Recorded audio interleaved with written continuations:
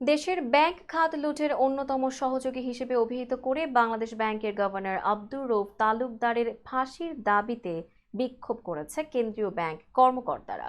প্রত্যক্ষদর্শীরা জানান, 4 deputy governor এবং আর্থিক গোয়েন্দা দপ্তরের প্রধান বিক্ষুব্ধ কর্মকর্তাদের দাবির মুখে পদত্যাগ করে কেন্দ্রীয় ব্যাংক থেকে বেরিয়ে যান। এ সময় সেনা সদস্যরা তাদের নিরাপত্তা দেন।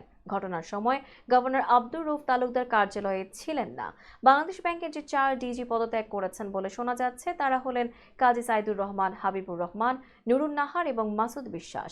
প্রত্যক্ষদর্শীরা আরও জানান, বিক্ষুব্ধ কর্মকর্তা ও কর্মচারীরা কোনো ব্যানার বহন করছিলেন না। 2 শতাধিক কর্মকর্তা কর্মচারী এই বিক্ষোভে যোগ দেন। তাদের দাবি, ব্যাংক খাতে অনিয়ম ও দুর্নীতির জন্য বাংলাদেশ ব্যাংকের এসব শীর্ষ কর্মকর্তা দায়ী এবং তারা থাকলে এই খাতে সুশাসন ফিরবে না। বিক্ষোভকারীরা প্রথমে ডেপুটি গভর্নর কাজী সাইদুর রহমানের কক্ষে ঢুকে পড়েন এবং তাকে পদত্যাগের চাপ দেন। এ সময় কাজী সাইদুর রহমান একটি সাদা কাগজে পদত্যাগের কথা লেখেন এবং স্বাক্ষর করেন। এরপর তিনি ব্যাংক থেকে বেরিয়ে যান। বিক্ষুব্ধ কর্মকর্তা কর্মচারীরা এরপর ডেপুটি গভর্নর নুরুন নাহারের স্বাক্ষর নেন।